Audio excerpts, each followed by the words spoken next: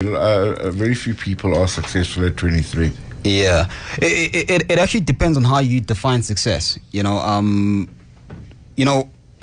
at where I started, I actually thought by the time I reached this point, I'd actually think that I've made it. But now that I'm here, only do I realize that there's still a long road ahead. There's still quite a number of achievements one is hoping to achieve, and different goals and so on.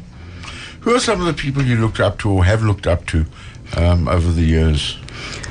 There's quite a number of guys that have inspired me.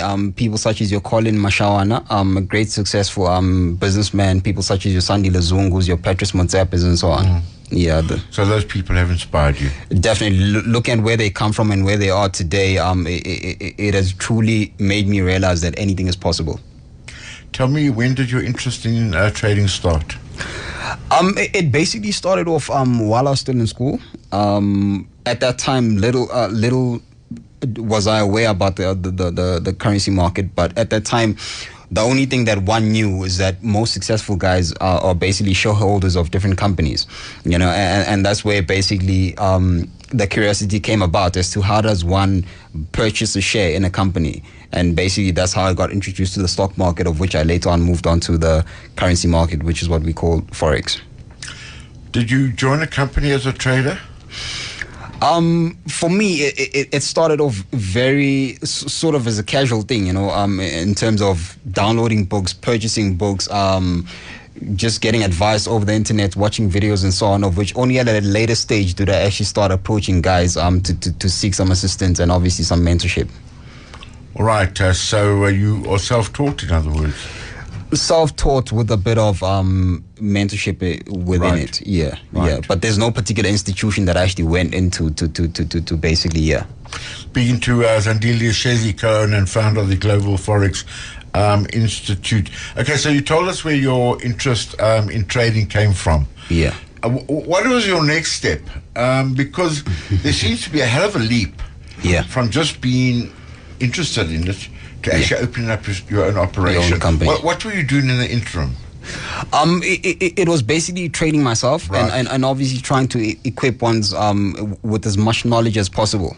And for me, I normally say that I'm more than just a trader, but I'm an entrepreneur. So as one was trading and growing as a trader, I obviously identified a gap in the market, that there's a lot of people, brokers have made trading so accessible to everyone. I mean, any average individual can go on the internet and open a trading account, but there's not a lot of places where people can actually seek the knowledge of how do they go about obviously trading the financial markets. The Global Forex Institute. Yeah. How did that come about?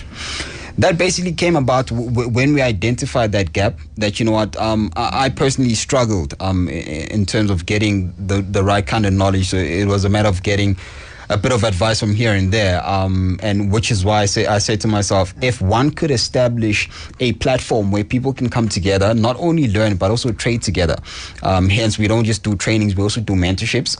We also looking into opening basically trading floors where people, instead of trading at home in different places, they can actually come to our offices and basically trade on our trading floors. Now, this is a question I'm not sure you're going to be happy about asking, but I've got to ask it. How does it feel like being a millionaire at 23? This is quite daunting. It's not the most easiest of questions, but I mean, for me, when you say the word millionaire, it sounds like a huge thing, but quite frankly, once you reach that point, you only realize that there's no particular sort of how could I put this? Once you get to that level, it's not like so many things change. For me, not much has changed from where I was and where I am today.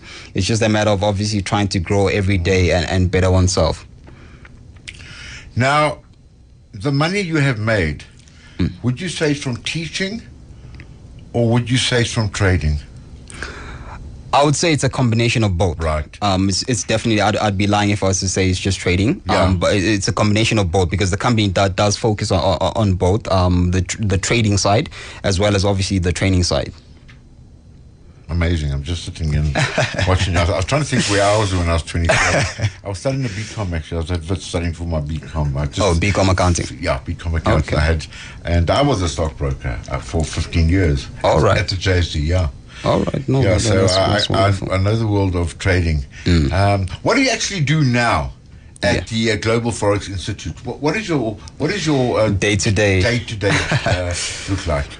It's a bit chaotic. It's a bit chaotic in a sense that I used to have a proper structure that, you know, I wake up in the morning, I look at the markets before I even take a shower and get dressed. I wake up, look at the markets, obviously start preparing for the day, get into the office, look